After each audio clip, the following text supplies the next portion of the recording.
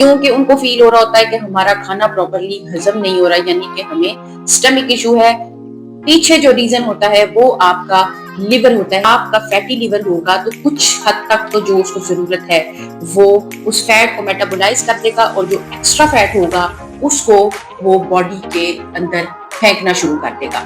یہ السلام علیکم، آج ہم بات کرنے جا رہے ہیں فیٹی لیور پہ۔ عام لوگوں کو پتہ ہی نہیں چلتا کہ ان کو فیٹی لیور ہے۔ جب وہ سیکنڈ سٹیج پر چلا جاتا ہے تو ان کو ڈائجسٹو ایشوز شروع ہو جاتے ہیں، کیونکہ لیور کافی ڈائجسٹو انزائمز بنانا کم کر دیتا ہے، جس کی وجہ سے ان کو بدہضمی ہو رہی ہوتی ہے، گیسٹریشن ہو رہی ہوتی ہے، بلوٹنگ جس کو ہم کہتے ہیں۔ اس طرح کے ڈفرینٹ ایشوز سے وہ دو چار ہوتے ہیں، اور پیشنٹ یہ سمجھتا ہے کہ اس کو سٹمک ایشوز ہیں تو وہ ڈفرینٹ پکیاں کھانا شروع کر دے گا، یا ڈفرینٹ سالٹ کے واٹرز پینا شروع کر دیتے ہیں، کیونکہ ان کو فیل ہو رہا ہوتا ہے کہ ہمارا کھانا پراپرلی ہضم نہیں ہو رہا، یعنی کہ ہمیں سٹمک ایشو ہے۔ پیچھے جو ریزن ہوتا ہے وہ آپ کا لیور ہوتا ہے کہ جو کہ وہ پراپر کام نہیں کر رہا ہوتا۔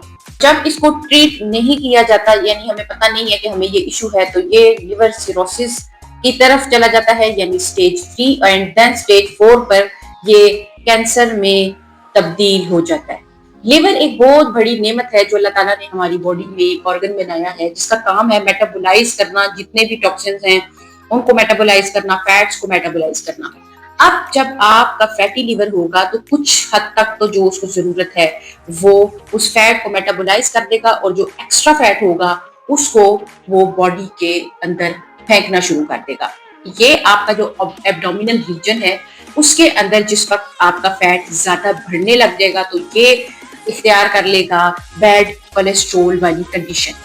یہ نہ صرف آپ کو موٹاپے کی طرف لے کے جاتا ہے بلکہ آپ کے سٹریس ہارمونز کو بھی بڑھاتا ہے۔ سٹریس ہارمون میں کارٹیسول ہے۔ کارٹیسول آپ کی باڈی میں اگر ہائی ہوگا تو آپ کا جو ایبڈومینل ریجن ہے وہ باہر کی طرف بڑھ جائے گا، یعنی توند نکل آتی ہے۔ اگر آپ اس کے اوپر قابو پا لیتے ہیں، 5% آپ اپنی باڈی کا فیٹ کم کرتے ہیں تو یہ بہتر کام کرنے لگ جاتا ہے۔ اگر 10% آپ اپنی باڈی کا فیٹ کم کرتے ہیں تو اس کے جو زخم ہے، جو سیروسس کی طرف جا چکا ہے آپ کا لیور، وہ بھی بہتر ہونے لگ جاتا ہے۔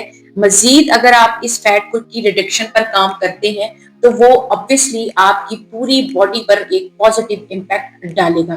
کسی قسم کی کوئی بھی کریش ڈائٹ اس کے کام نہیں آئے گی۔ ریسرچ کے مطابق دیکھا گیا ہے کہ میڈیٹیرین ڈائٹ آپ کے لیے بیسٹ ہے۔ آپ کی پلیٹ میں ہونا چاہیے دالیں، زیادہ سے زیادہ سبزیاں، پھل، مچھلی، اولیو آئل جو آپ کھانے کے اوپر یا سیلڈز کے اوپر ڈال لیتے ہیں وہ ہونا چاہیے۔